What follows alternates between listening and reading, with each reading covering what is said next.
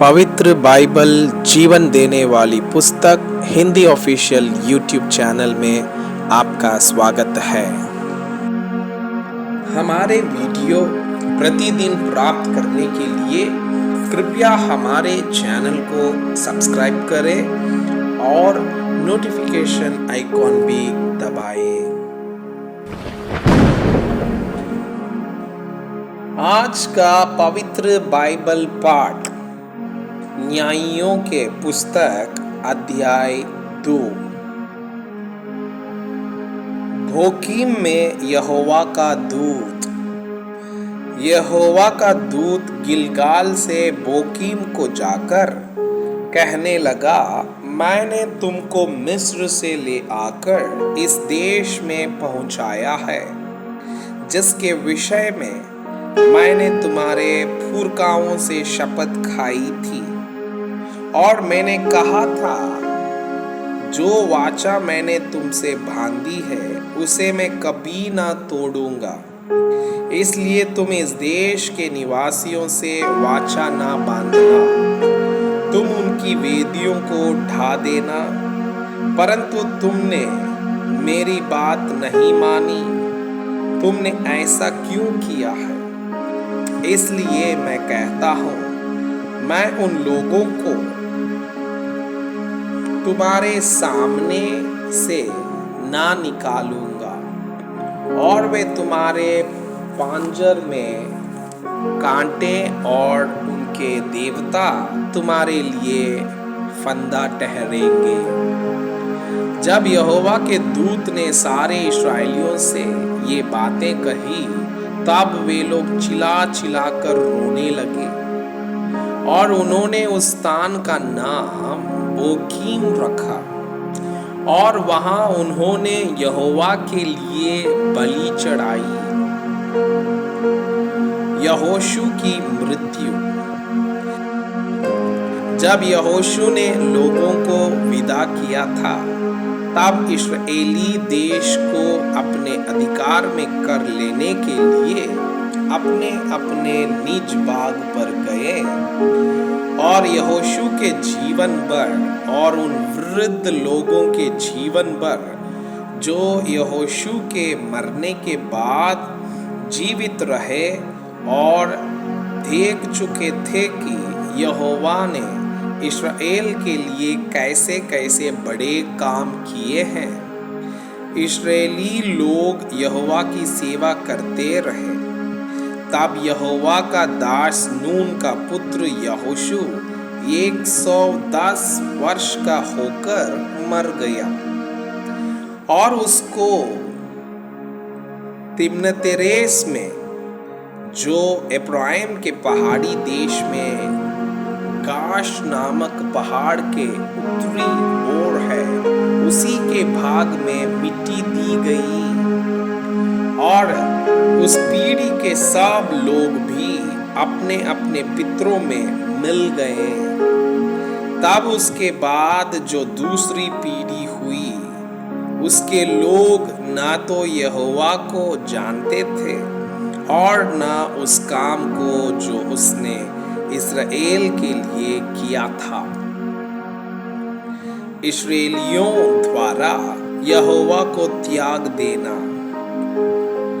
इसलिए इस्राएली वो करने लगे जो यहोवा की दृष्टि में बुरा है और बाल नामक देवताओं की उपासना करने लगे।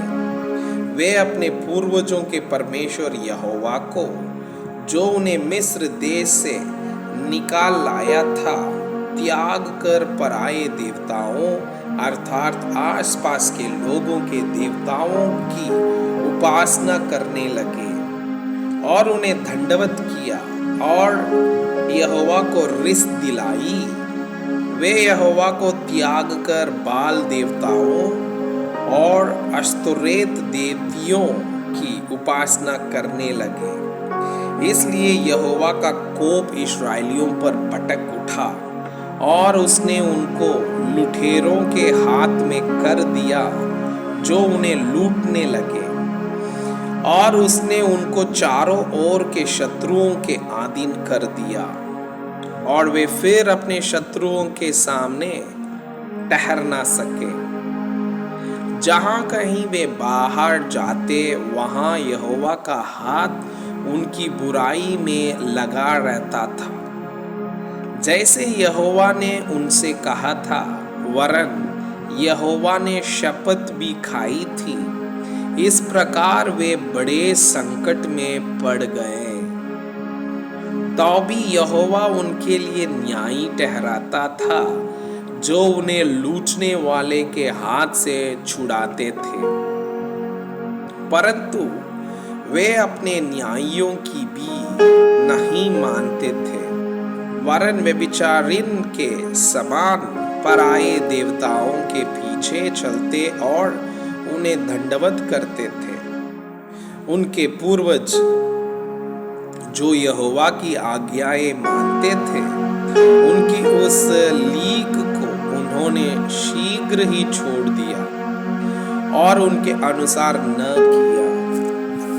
जब जब यहोवा उनके लिए न्यायी को ठहराता था, तब तब वो उस न्यायी के संग रहकर उसके जीवन भर उन्हें शत्रुओं के हाथ से छुड़ाता था, क्योंकि यहोवा उनका करहना जो अंधेर और उपद्रव करने वालों के कारण होता था, सुनकर दुखी था। परंतु जब न्यायी मर जाता, तब वे फिर पराये देवताओं के पीछे चलकर उनकी उपासना करते और उन्हें दंडवत करके अपने पुरखाओं से अधिक बिगड़ जाते थे और अपने बुरे कामों और हठीली चाल को नहीं छोड़ते थे। इसलिए यहोवा का कोप इस्राएल पर भड़क उठा और उसने कहा, इस जाति ने उस वाचा को जो मैंने उनके पूर्वजों से बांधी थी तोड़ दिया और मेरी बात नहीं मानी। इस कारण जिन जातियों को यहोशू मरते समय छोड़ गया है, उनमें से मैं अब किसी को उनके सामने से ना निकालूंगा, जिससे उनके द्वारा मैं इस्राएलियों की परीक्षा करूं कि जैसे उनके पूर्वज मेरे मार्ग पर चलते थे, वैसे ही यह भी चलेंगे कि नहीं। इसलिए यहोवा ने उन जातियों को एकाएक ना निकाला, वरन रहने दिया, और उसने उन्हें यहोशू के हाथ में भी ना सौंपा था। मैं आपसे यह अनुरोध करता हूँ कि कृपया आज का बाइबल पाठ को अध्ययन करें और जिन वचनों के द्वारा आप प्रभावित हुए उसे अपने कॉपी में लिखें और आज दिन भर इस वचनों को अपने जीवन में अभ्यास करें। परमेश्वर चाहता है कि आप उनके समान सिद्ध और पवित्र बन जाएं। परमेश्वर आपको बहुताई से आशीष करे। आमीन।